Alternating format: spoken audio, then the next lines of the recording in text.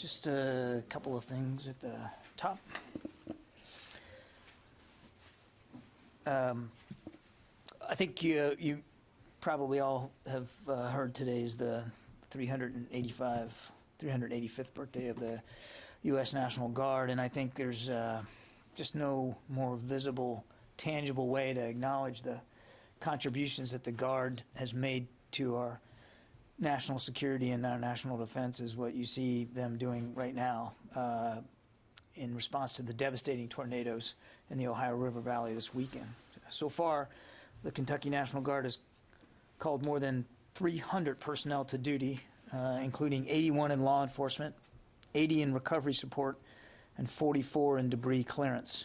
Additionally, the U.S. Army Corps of Engineers is responding to 2 FEMA mission assignments. One is for regional activation and temporary emergency power. Under the regional activation mission assignment, they are deploying in support of debris removal, supporting critical public facilities, infrastructure assessment, and engineering and public works. Under the temporary power mission assignment, they are mobilizing a temporary power planning and response team, the 249th Engineer Battalion, and additional subject matter experts to assist with generator staging, assessments, and installation. We do not anticipate activations from other states with respect to this particular national disaster. And of course, the department, I think you've seen, we are making available Fort Campbell, Kentucky as an incident support base.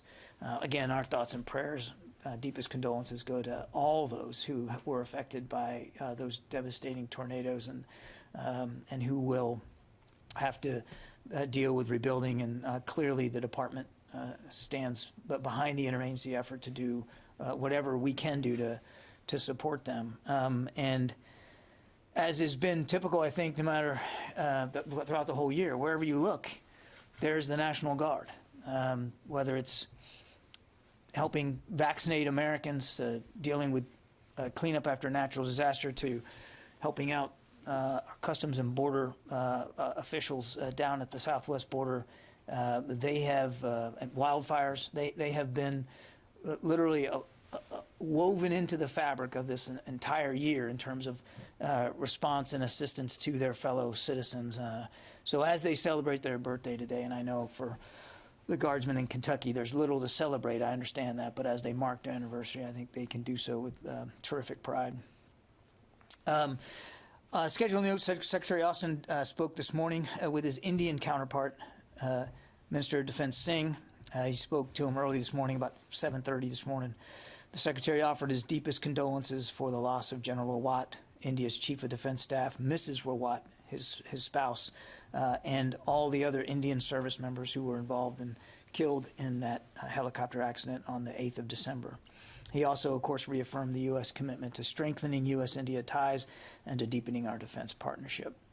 Additionally, today, I think you all know, he met with his counterpart, the Lithuanian Minister of Defense, Dr. Anušauskas, at the Pentagon today to reaffirm the strong bilateral relationship between our countries. A full readout of that will be posted on defense.gov later today. And with that, we'll take questions. I think, Lita, you're up first.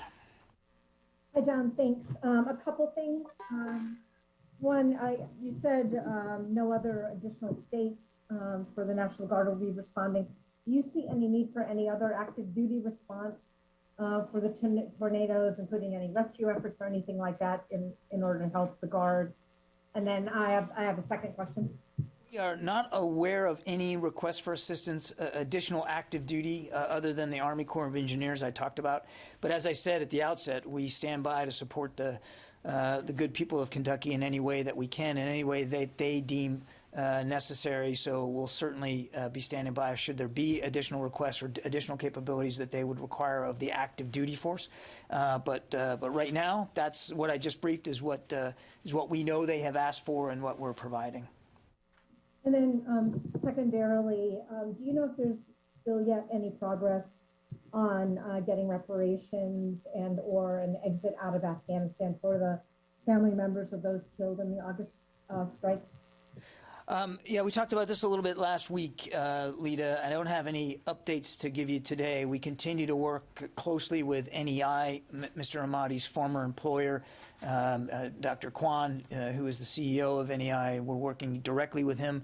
Undersecretary of Defense for Policy Colin Call has actually been taking point on this to try to get the information that we need, the identifying information that we need to help move family members out of Afghanistan as expeditiously as we can, and of course to better and safely affect the ex gratia payments. I don't have any updates today, but I can assure you that we continue to stay in close touch with Dr. Kwan and his team, and as the Secretary made clear, we want to effect this as soon as possible. Jen, did you have a question? Yes. Just a follow-up. Do you have any announcements in terms of any punishments, judicial punishments for those who were responsible for the drone strike to begin with? And secondly, what is the status, or what is the department planning to do, again, to help with the Hawaii residents who are suffering from a lack of water? And in terms of cleaning it up, it's not just about, I mean, this doesn't seem like it would be a quick process. How are you going to protect those people? On your first question, which I'm presuming is emanating out of some press reporting just recently, I do have no announcements or decisions to make with respect to accountability. But let me level set. I know. Let me level set. You remember when General Saeed came and briefed you on his findings, he found nobody was criminally negligent or that he found would rise to the level of accountability at that level. And he said to you that, that should there be any additional lower level accountability, it would be up to the commanders. You know that the Secretary asked General McKenzie and General Clark to come back to him within about a week's time of that review, the three-star review being done, and let him know what their recommendations were. They did that, and they did it on time. And none of their recommendations dealt specifically with issues of accountability. The Secretary reviewed their recommendations. I won't get into all of them. Some of them are understandably classified, but he approved their recommendations. So I do not anticipate there being issues of personal accountability to be had with respect to the August 29th airstrike. Now, your second question was on the Red Hill bulk fuel facility out in Hawaii. The Secretary remains in close touch with Navy leaders. In fact, he got an update again this morning from the Secretary of the Navy and from the Chief of Naval Operations. He is receiving daily updates from the Navy Department about their efforts. And their efforts are really along three lines right now, Jen. One is obviously taking care of the families. Several thousand have been relocated out of their homes, their base housing, and they're in temporary lodging, mostly hotels. And the Navy is looking after them, making sure that they have, that they're not paying for that lodging, and that they're getting food and fresh water and sustenance. Also looking after their medical care.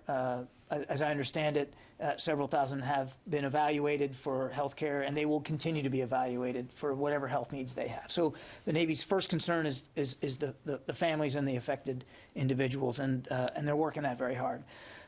Secondly is going to be restoring the fresh water to housing and to the base facilities that have been affected, and they're working closely with the Hawaii state officials, the Department of Public Health out there, and water safety to do this in a collaborative, cooperative way to get fresh water back in place and to, again, make these homes safe to go back to, as well as the affected facilities on base. So they're very focused on trying to get that water system clean and safe for use. They are flowing in additional filtration equipment, and they're, again, working closely with state authorities on how to best do that.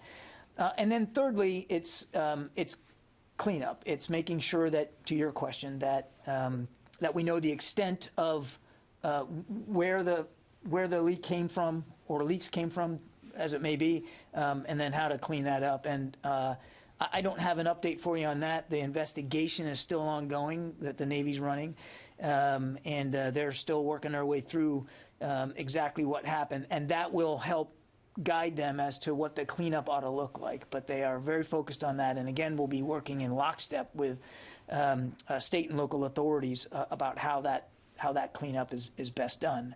As I said, the Secretary is monitoring this personally and very closely, and he might have additional things that we might be putting out this afternoon. Court? I just want to understand one thing. You just said that none of the recommendations from McKenzie and Clark dealt with accountability. Do you mean they didn't recommend, you don't mean that, can you explain what that means? I can. And maybe I didn't put it as well as I should have.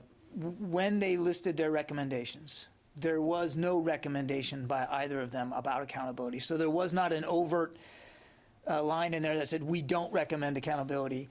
There certainly was no line in there that we recommend accountability. Their recommendations were more about procedure and process, and the Secretary reviewed them, has accepted them, and again, most of them are of a classified nature, so we won't be talking about the specifics. But there was no overt recommendation made by either specific to accountability. They didn't recommend any punishment for anyone, That is basically, and the correct. Secretary concurred with their recommendation, overall recommendation. Correct. Okay, great. And then the second thing I want to ask you about is, there's been some reporting that out of South Korea that there's been some sort of agreement in principle for a declaration, end of the war declaration. I'm wondering what you know about that. Is there actually some sort of an agreement? And can you tell us any details? I'd refer you to our State Department colleagues about those kinds of discussions, Court. But I would just go back to what we've said in the past here. We, at the Department, continue to support diplomatic measures and efforts to denuclearize North Korea. We still believe that's the right course. And for our part, we're going to continue to make sure that we maintain the proper level of military readiness. But the issue of that, and I saw the press reporting you're talking to, that really is a better put to the State Department. Yeah, Travis. Thanks, John. The House January 6th committee has obtained emails that apparently show that former White House Chief of Staff Mark Meadows had said ahead of January 6th that National Guard would be there to protect Trump supporters. Does the Pentagon have any idea what Mr. Meadows might have been talking about? I've seen the press reporting, Travis, and I don't have anything specific to add to that beyond saying that, and I think you guys know this, the DC National Guard did activate roughly 300 personnel on the 5th of January to provide traffic control and crowd management during expected demonstrations. That was the task that they were assigned. But beyond that, I'm not going to speculate or speak to the work of the committee. I could just follow up, though. Is there any concern in the Pentagon that things like this risk politicizing the Guard, that there's going to be a perception that somehow the Guard was a political actor in the January 6th events? Yeah, I think, this goes back to what we were talking about a week or so ago, with the recent polls and surveys that talk about trust and confidence by the American people in the military. We're obviously concerned about that. And we're not immune to what's going on, as I said last week, in American society. And we certainly are concerned about external comments, external initiatives, external proclamations that make it seem like the U.S. military is somehow a political organization. It is not. We pride ourselves on being apolitical. We serve to defend the entire American population, regardless of who they are, who they decide to vote for, if they decide to vote. So when there's comments like that made, it certainly does very little to help reinforce for the American people how seriously we take our obligations and the oath that we take to support and defend the Constitution, and the non-spoken commitment that anybody who has served in uniform shares, which is to stay, as an institution, to stay apolitical. Janie? Thank you, John.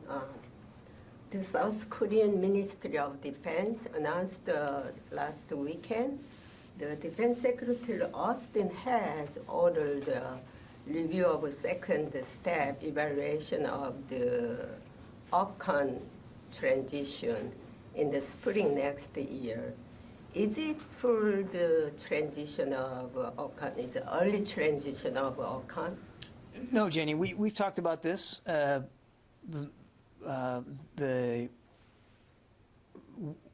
And the Secretary talked about this when we were in South Korea, that both sides agreed to assess the FOC, the full operational capability, sometime in the summer, and then to keep on track with progress towards OPCON, and to reassess that in the fall. So I don't have anything new or additional to speak to. We've already talked about this, and he talked about this at quite some length when we were in Seoul. But the second question, you have seen this report recently that North Korea criticized the new strategic plan guideline recently agreed upon by United States and South Korea, calling it aggression plan. How did you respond to this? And I mean, we've said this numerous times, we have no hostile intent toward the DPRK, and we're obviously prepared to meet without preconditions. And we continue to hope that the DPRK will respond positively to that outreach, the administration's outreach. Our presence on the peninsula is robust, but it is of a defensive nature, in keeping with our alliance commitments to South Korea. You're welcome. Hi, John. Sorry about last week when I couldn't get online. Paul from AFP. Yeah, no, I know who you are. And I was wondering what you were apologizing for. Well, anyway, it gave everyone a laugh, I guess. Look, why is it that the U.S. can't sell or won't sell anti-aircraft and anti-ship missiles to Ukraine? Why is it that we can't sell or won't sell? They're asking for them. They keep talking about them. They keep asking, and the U.S. is not doing it. Look, I think I would point to, I mean, just recently completed a $60 million security assistance package. We've provided more than $450 million on top of the $2.5 billion that's been provided to them since 2014. The United States is committed, and this is across administrations, committed to assisting Ukraine with their self-defense needs. This is also the subject of constant dialogue with our Ukrainian counterparts about what they need and about what we can provide to help them with that. I'm not going to get into specific articles. We just completed a $60 million package that was, I think we completed the last delivery, I think it was last week, of some small arms and ammunition, but there were patrol class, small patrol boats as part of that. There was Javelin missiles that were a part of that. So we are willing to consider a spate of capabilities to help them defend themselves. But again, I'm not going to get ahead of decisions that haven't been made yet, and I'm certainly not going to get into an individual articulation of all the points. Do they need those kinds of articles that I mentioned? Again, this is a discussion that we are constantly having with Ukraine about how best to meet their self-defense needs. Okay, one follow-up. The report that Iran is preparing a missile launch of some type, does the Pentagon have anything on that, whether that could be an ICBM or it's just a satellite launch missile? Seen reports on this. Not going to talk about intelligence assessments. I would just say that we are mindful that Iran's ballistic missile program has improved over recent years. There's no question about that, and it remains that capability remains a threat to our interests and the security interests of our partners in the region. We're going to watch this closely, and Paul, more critically, we're going to make sure, just when the Secretary was out there not long ago, we're going to make sure that we have the capabilities that we need to defend our interests in the region and to assist our allies and partners doing the same. Tom. Thanks, John. Good afternoon. Over the weekend, one of your Kremlin counterparts, Dmitry Peskov, said there were, quote, very serious conceptual differences, John, between Russia and the United States regarding Moscow's red lines and NATO's red lines in Ukraine. Now, I'm not asking you to get into the head of Mr. Peskov, but I'm asking you, do you think the United States and the Pentagon and our allies have been clear to Russia as to regard of red lines or where they should not be going in Ukraine? A couple of thoughts there, Tom. First of all, I wouldn't speak for our allies. They can speak for themselves and whatever messages they've delivered to Mr. Putin. I would point you back to President Biden's conversation last week and the readout of that by my colleagues at the White House, in which it was made clear, National Security Advisor Jake Sullivan said this, that the president was very direct and very candid about our concerns about what we're seeing there, and the lack of clarity by Russia in terms of what they're intending to do, and the kind of consequences that would come as a result of any another incursion by Mr. Putin. So you're saying there's a lack of clarity by Moscow on this. You said that several times.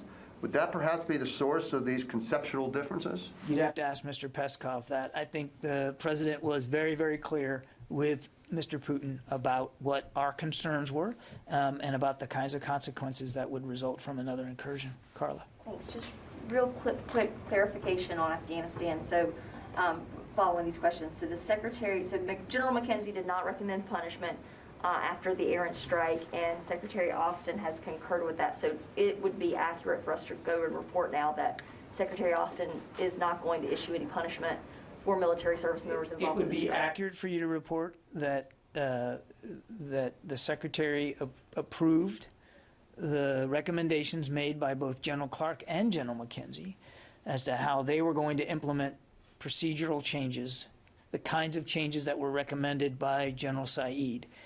In the recommendations proffered by General McKenzie and General Clark to the Secretary, there were none dealing with accountability. The Secretary accepted the recommendations that they did make. So you'd be okay to report that the Secretary is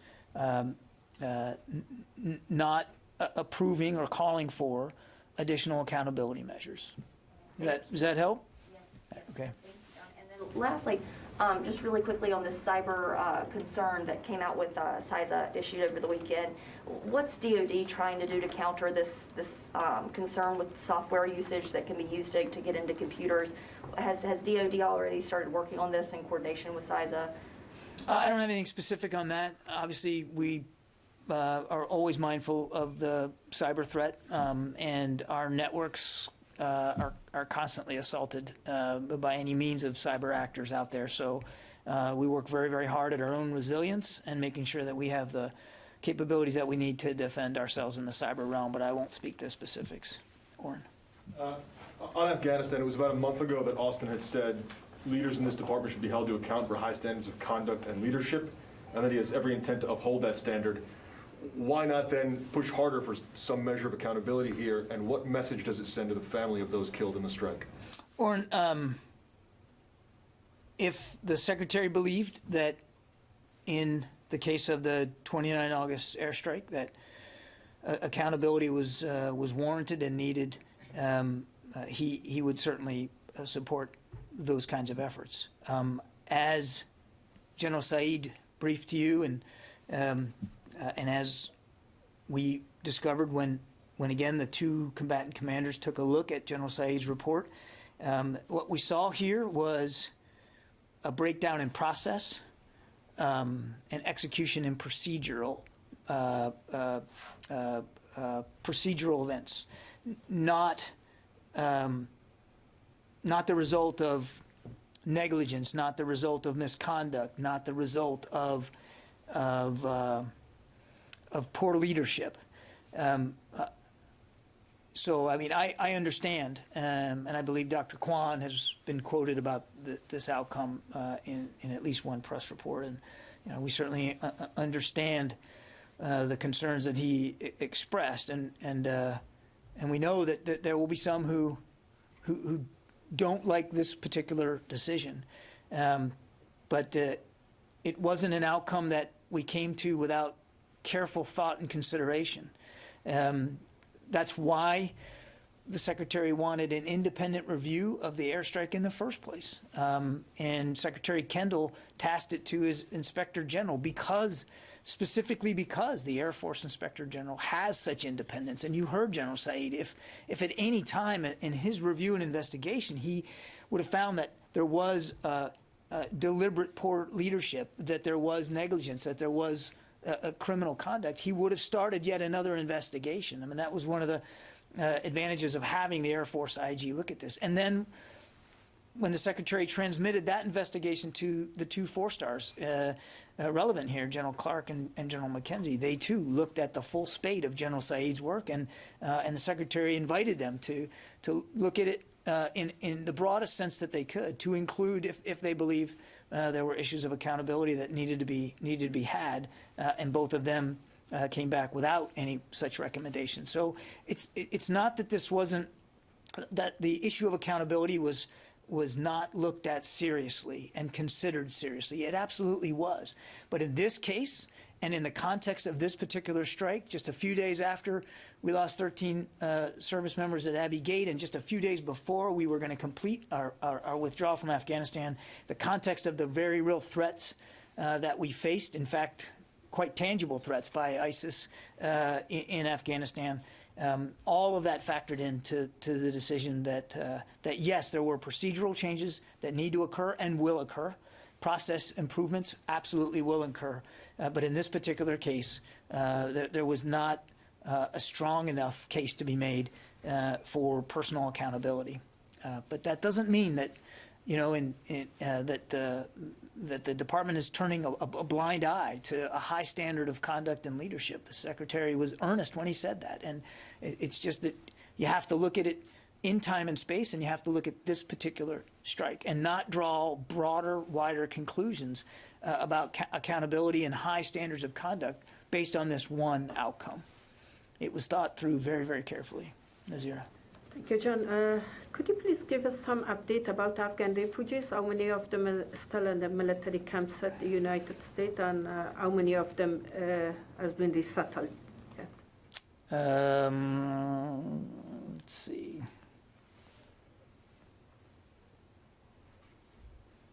So we're currently hosting nearly 31,000 individuals at our 7 domestic U.S. bases.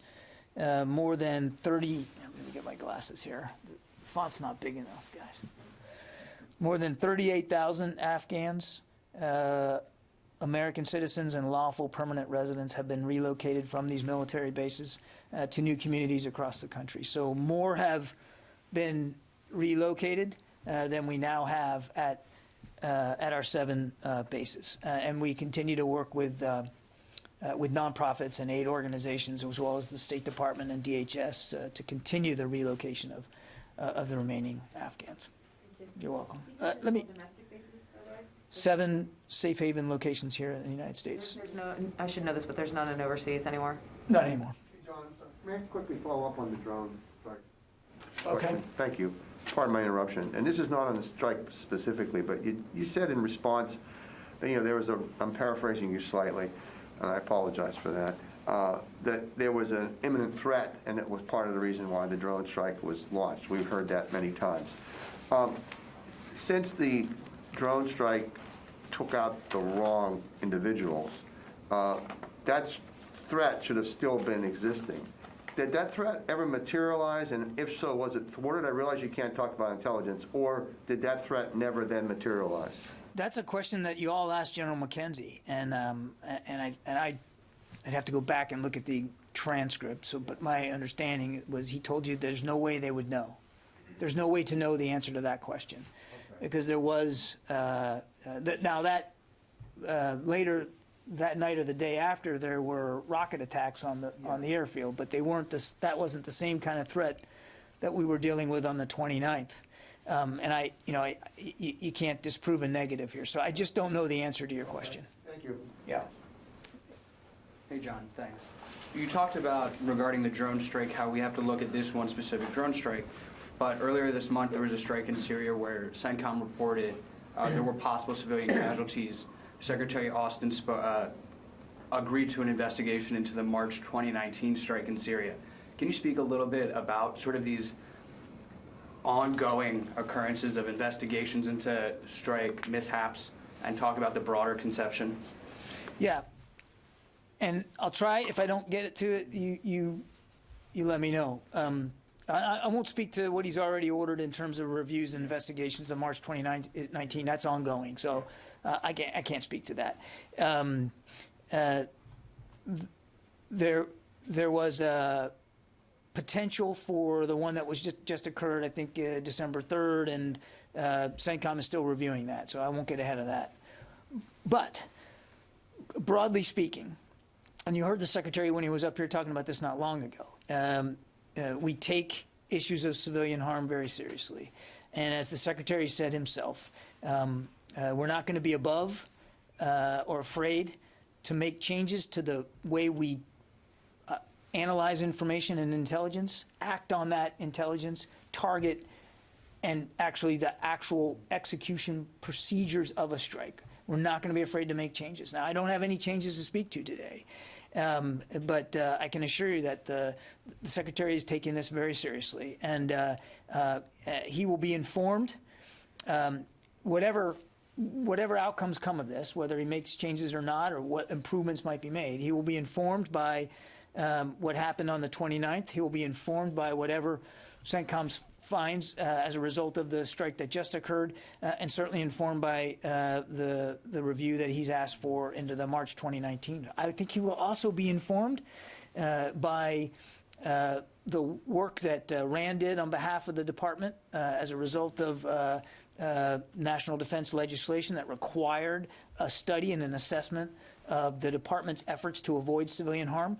He's working his way through that right now. I think that will also inform a lot. So I think you'll continue to hear from the Secretary on this issue. Again, I don't have any specifics to say today, but this is something he's very mindful of. We know we have to, as he said himself, we work very hard to avoid civilian harm. Obviously, there's going to be ways we have to work harder, and he's willing to admit that. And as we can talk about those things, and not everything will we be able to speak to, we certainly will. We'll be as transparent about it as we can.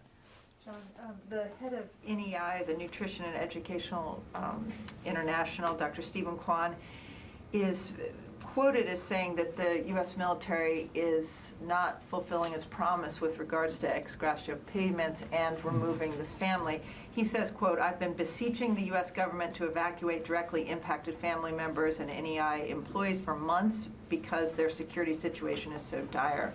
Why are those family members, members of NEI, why have they not been evacuated, and why have the payments not been made? We are working very hard with him and his organization to effect the relocation of the family members.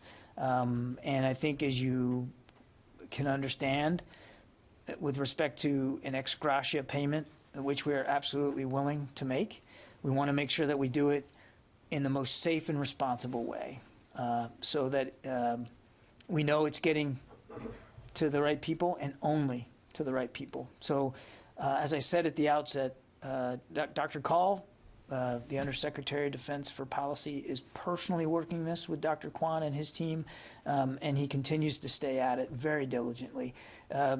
Believe me, we share the concern very much that these family members can leave Afghanistan as quickly as possible, but we also want to make sure it's as safe as possible. Paul, I already got you. I haven't gotten hardly anybody on the phone, so let me just take a few on the phone here. Joe Tabbitt, Sky News. Yeah, hi, John. Thanks for taking my question. So I would like to get an update from you about the AP story that thousands of military explosives from the U.S. military have been stolen over the last 10 years. I don't know if you have an update on that. We commented for that story, Joe. Obviously, we don't want to see any stolen explosives end up outside of our control. We're not disputing that there have been losses of that kind. They are very, very small in number. That doesn't mean that we're minimizing it. I don't want anybody taking anything away from that, but they're small in number.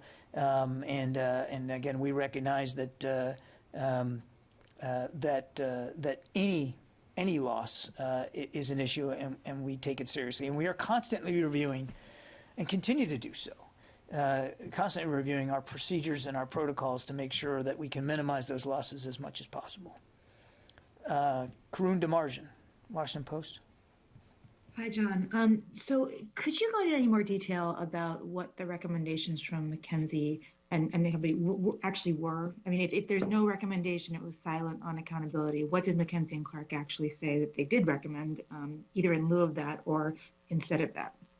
Their recommendations were largely along improving processes that get to the analysis of intelligence that goes into conducting these kinds of strikes. And again, this wasn't what we call a classic over-the-horizon strike on the 29th of August, where you have time to soak a target with intelligence and time to determine pattern of life of an individual or individuals and threats. This was a dynamic situation in which we believed we were dealing with a very active, tangible threat on that day to our people and to Afghans at the airport. So they recommended procedural changes for how the intelligence is gathered, analyzed, shared, assessed, and developed into targeting solutions, and how the process of communication between all the nodes is done. I really can't go into more detail than that, Karun, because as I mentioned earlier, their recommendations were of a classified nature, as you can imagine. We don't exactly want to be telegraphing all the changes that we're going to try to put in place here to avoid civilian harm in the future. Jennifer Steinhauer.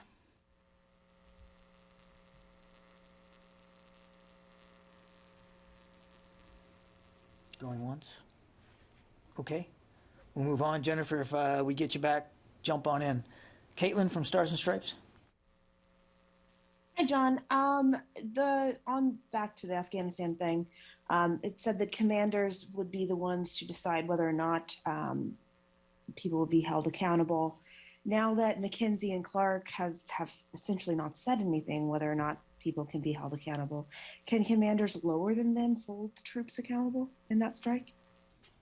That's a question that you probably should put to General McKenzie and General Clark, Caitlin.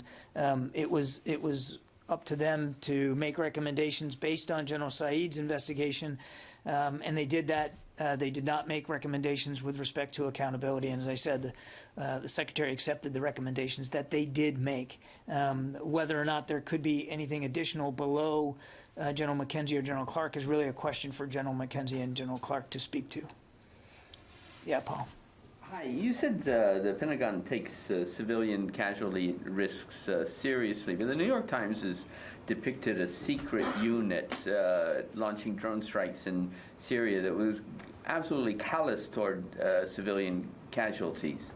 And those things don't seem to jive. And then when you have these multiple cases of where civilians have been killed, where there are questions, what do you say to the New York Times report that the Pentagon actually had a unit that didn't really care about civilian casualties in Syria? Yeah, I'm not going to speak to that specific report, Paul. Was there such a unit? I'm not going to speak to that specific report. But I will tell you that when we say we take it seriously, we mean it. It doesn't mean we're perfect. It doesn't mean that we always get it right. And when we don't get it right, we want those mistakes investigated. We want to learn more about how it happened and how we can prevent it from happening in the future. We try very hard to avoid civilian harm, but clearly, and the Secretary said this himself, we have to do a better job. We understand that, which is why he's going to be informed by the investigations that have been conducted, the ones that he has asked to be conducted, and about this RAND study coming out. So we're going to keep at this to try to do the best we can to avoid civilian harm. I mean, nobody wants to see that happen. Nobody wants to be responsible for taking innocent lives. And to the degree we can do better, we will try to do better. But I'm not going to speak to that specific report. Okay. Thanks, everybody. Appreciate it.